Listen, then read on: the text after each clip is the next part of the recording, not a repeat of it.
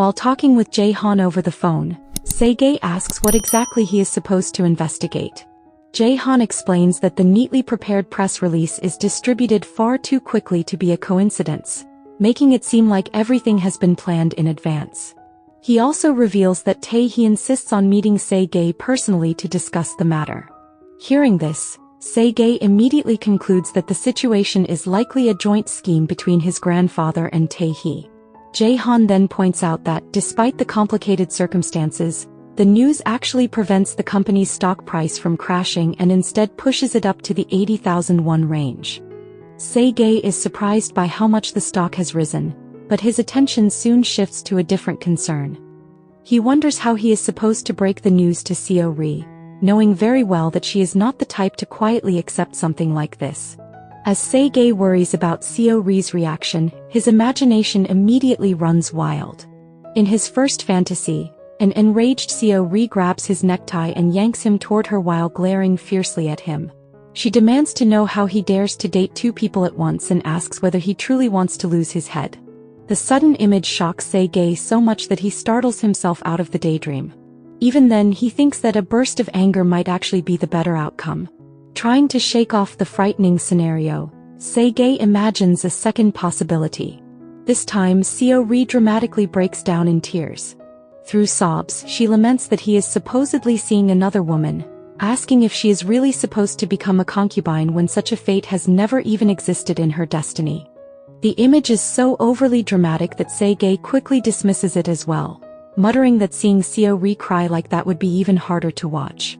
However, when Se-gae returns his attention to reality, he discovers that neither of his imagined scenarios comes true. Noticing her unusual behavior, he asks whether she has been crying. However, Seo-ri is not upset at all. Instead, she is standing in front of a statue, earnestly praying and repeatedly pleading to the god Habek. Se-gae cannot help but point out that she previously claimed she would never pray.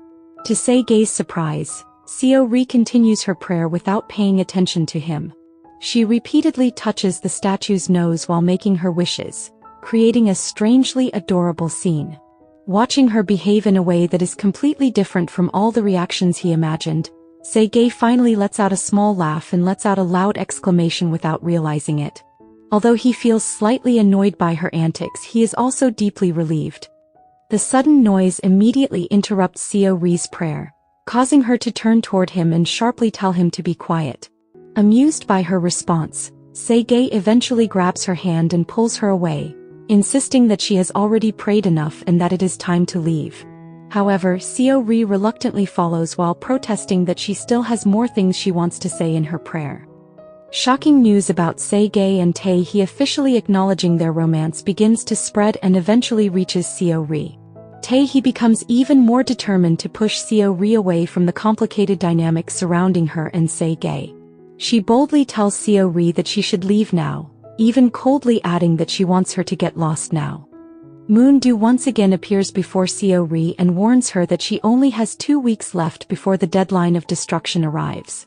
From that moment on, Seo-ri's emotions become increasingly unstable. Guilt towards Se-gae weighs heavily on her heart, and she begins blaming herself, believing that she is fated to curse the men around her. Then Se-gae suddenly shows an unexpected change in attitude as he approaches Seo-ri. With confusion written all over his face, he directly asks her who she truly is. Seo-ri experiences the same strange feeling as fragments of memories from the past slowly resurface, faintly reminding her of someone who seems oddly familiar in the present, Se-gae himself. The growing mystery leaves us wondering whether the two will eventually realize that the person they remember from the past are, in fact, each other.